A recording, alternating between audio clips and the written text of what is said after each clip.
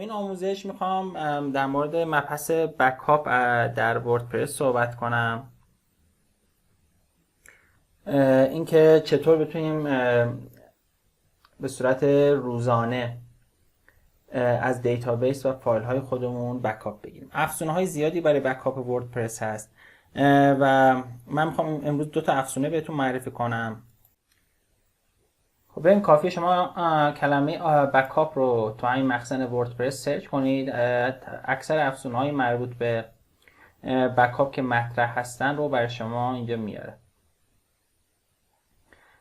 که از بین اینها معروف ها همین آپدرافت پلاس هست و افزونه خوب دیگه بک WP آپ هست که اینجا باز میبینید و یه افزونه هم هست که مخصوص فقط دیتابیس به اسم WP Database Backup.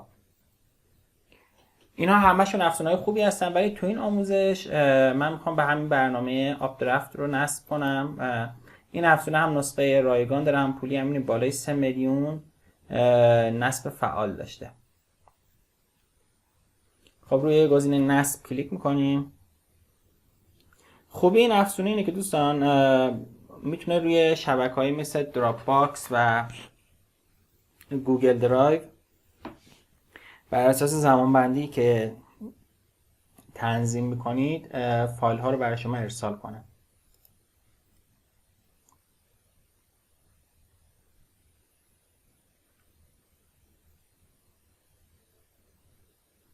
خب بعد از اینکه این افزونه رو نصب میکنید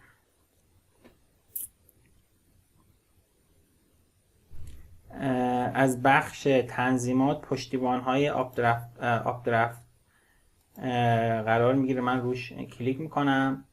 خب ببینید همینجا به صورت پیش‌فرض میگه تهیه پشتیبان رو اگه ما بزنیم میگه میخوای از دیتابیست فقط بکاپ بگیری یا از فایل هات هم میخوای، که حالا مثلا اگه فقط دیتابیس رو بزنید تهیه پشتیبان رو میزنیم و شروع میکنه به پشتیبان گیری. من رو تهیه پشتیبان میزنم. خب بسته به سرعت سرور شما و حجم دیتابیس شما اینجا یه پروسه ای رو طی خواهد کرد که همونطور میبینید در حال ساخت بکاپه.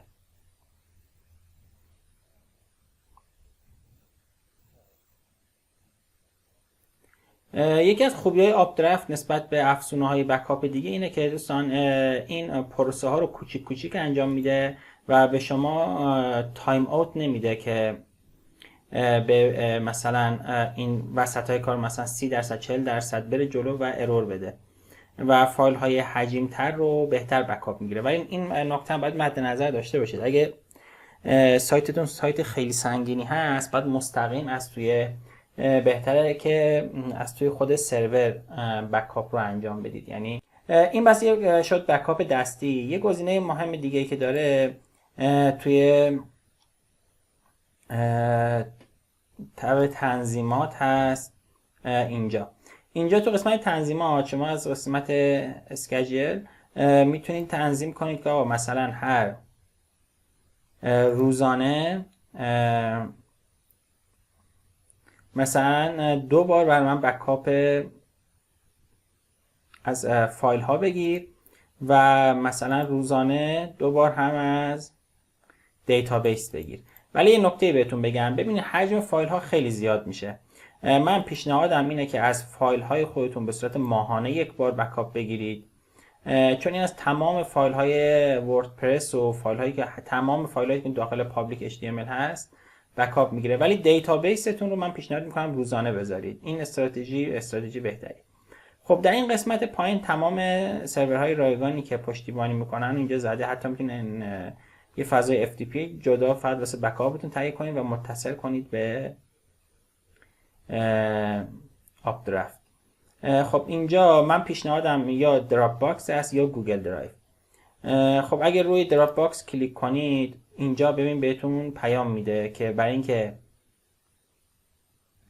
اطمینان حاصل کنه که شما صاحب این دراپ باکس هستید باید روی این لینک کلیک کنید و وارد اکانت دراپ باکستون بشید و یه سری گزینه ها رو تیک بزنید که در واقع اجازه بده که آپ درفت به اکانت دراپ باکستون وصل بشه.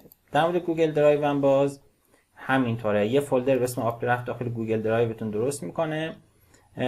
دوباره